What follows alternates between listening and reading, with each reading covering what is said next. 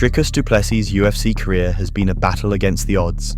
He's been counted out, bruised, battered, and even a bit sloppy at times in his fights, yet he's always found a way to win all 8 of his fights, including 2 title bouts. Yet, the guy's record isn't spotless. He did fail to not lose a couple of times. So, let's break those 2 lapses down. Dricus Du Plessis stepped into the MMA world in 2013, but his debut ended on a sour note when his opponent went down with a knee injury. That game that's surely a testament to the training that Stop! That's leg fight. That's over. That's not good for Tess McQuerbu. Dricus Du Plessis gets victory though. Though he won, it wasn't the way he wanted to. So DDP quickly moved on to his next challenge and dispatched him with a rear naked choke. He's trying to get back to his feet. He gets the rear naked. Shades of the first fight! Shades of the first fight, Turk! Du Plessis' third MMA fight was an absolute war, but he still managed to have the final say with another rear naked choke. Big shots, Dricus Du Plessis, but Rafael Aritek again reversed. There it is, locks it up, cinches it in. That is so deep and so tight. Look at him, just wrenching. The rising middleweight's 4th professional fight was a dominant display of grappling and ground and pound, as he destroyed his opponent with brutal elbows from top. That replay, once he got that reversal with that takedown, that's when his elbows work that ground and pound. Eventually, what Dricus did very well was able to get that side mount. With 4 dominant wins in his back pocket, Du Plessis was ready to chase gold as he stepped in to challenge Gareth McClellan for the Extreme Fighting Championship middleweight title. McClellan came into the fight with a 10-2 record, making him the far more seasoned fighter, and it showed as he controlled Du Plessis with wrestling for the first 2 rounds before sealing the deal with a guillotine choke and handing the young prospect a harsh reality check. The guillotine choke, an arm-in guillotine, and he's pulling for all his worth. Trying here is McClellan. It looks like Dricus is out, and he's out. Gareth McClellan. Props to Du Plessis for staying true to his tough guy persona, as he chose to take a nap like a real savage instead of tapping. Speaking of tapping, please tap that subscribe button and turn on those notifications before we move forward. Now, after a heartbreaking loss like that, DDP knew he had to level up if he wanted the belt. So he went back to the drawing board, sharpened his skills, and came back stronger than ever, finishing his opponent in the first round with a rear naked choke. This is not good against Daniel. It's a bad spot for Daniel to be in. This could be one of the biggest upsets. And he does it! Dricus Du Plessis defeats the legend! In his next fight, Du Plessis moved down to welterweight, where he secured back-to-back wins to earn a shot at the 170-pound title against Martin van Staden. Goodness! He's landing big shots!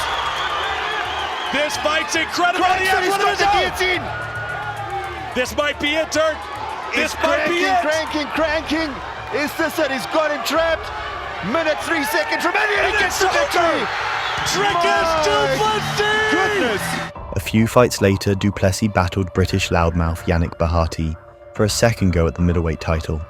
There was a lot of animosity between the two heading into the fight, and it all boiled over in the pre-fight face-off when Bahati slapped Du Plessis.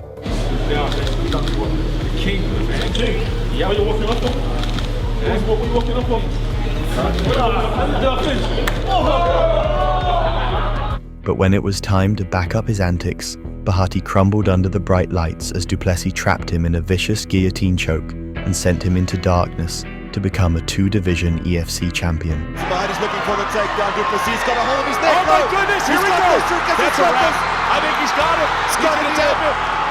Du Plessis has it. He is too strong. After conquering South Africa, Du Plessis took his talents to Poland to challenge rising star Roberto Soldic for the KSW welterweight title, which he won in less than 2 rounds. Again, looking for that left. Oh, he got rocked. Down goes the champion with a big shot that came from nowhere. Du Plessis in there. It's all over. Roberto Soldic. The immediate rematch between these 2 prospects went down 6 months later, and once again, they traded bombs for 2 rounds. But this time, Soldic had the last laugh, returning the favor with hellish left hands that sent Du Plessis straight into the abyss. Standing off Soldic. Just waiting to opportune himself. That big left hand. Oh, and that was a left hook that finished everything. It's all up. A few fights later, Du Plessis signed with the UFC and gradually made his way up the rankings, with wins against Marcus Perez, Trevin Giles, and Brad Tavares.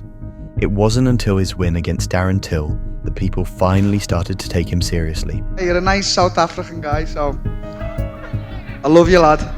After taking out Till, Du Plessis took out another veteran in the form of Derek Brunson, and his UFC record now stood at 5-0.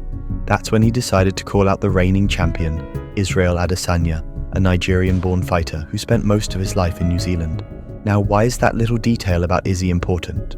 Because, according to DDP, Adesanya, along with Kamaru Usman and Francis Ngannou, weren't real African champions. Did those belts ever go to Africa? As far as I know, it came to America and New Zealand. I'm going to take a belt to Africa. That was a carefully aimed shot that landed flush and stirred up a storm. You gotta choose your words wisely, but I don't want to give him no clout. But if he does work, and I pray to God he keeps winning, I will gladly drag his carcass across South Africa. If Du Plessis was trying to talk himself into an instant title shot, it backfired badly, as right after those bold claims, he was booked against the division's contender killer, Robert Whittaker. I'm going to try and dismantle him. I'm going to try and create holes and opportunity that I can exploit to take the win. At UFC 290, Du Plessis once again proved he was unbreakable.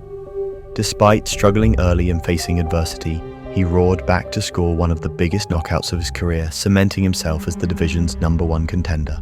This is my African brother right here. Let's go. What's up? Let's go. Yeah. What's up? Get gonna do. Yeah, my African brother. Yeah, my African brother. Following the face-off, the UFC wanted Du Plessis to fight Adesanya at UFC 293, but he declined the offer due to injury.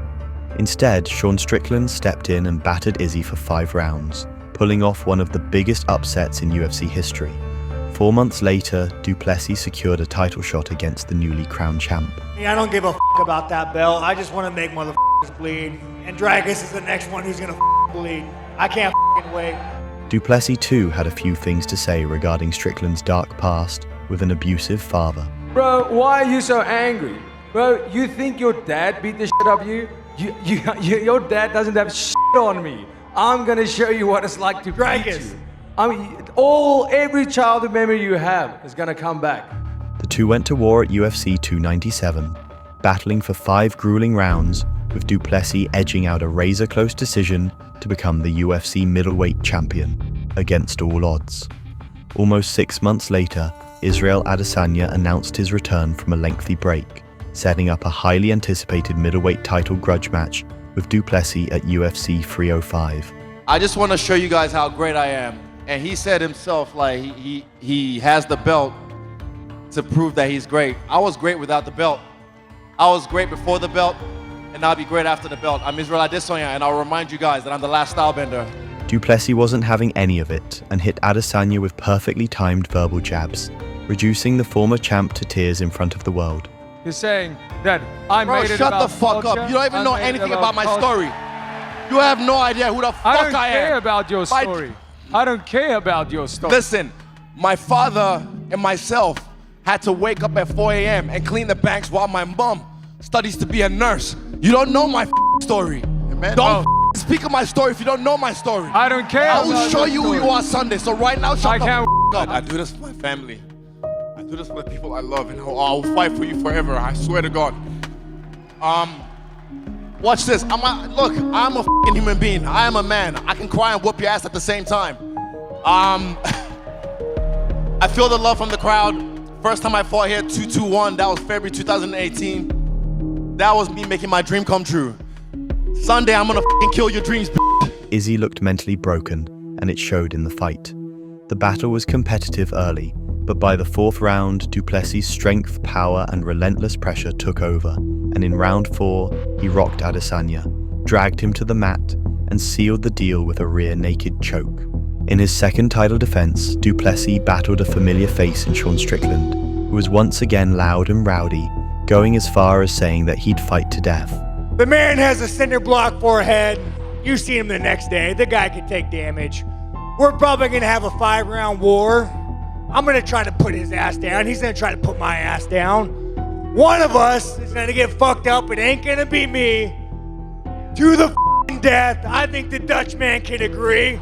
We're gonna put on a war, and we're gonna try to f*** each other up, and that's a promise we both can make you guys. Inside the cage, however, DDP was just too good for Strickland to handle, as the South African pushed the pace and battered the American for 5 rounds to win a comfortable decision.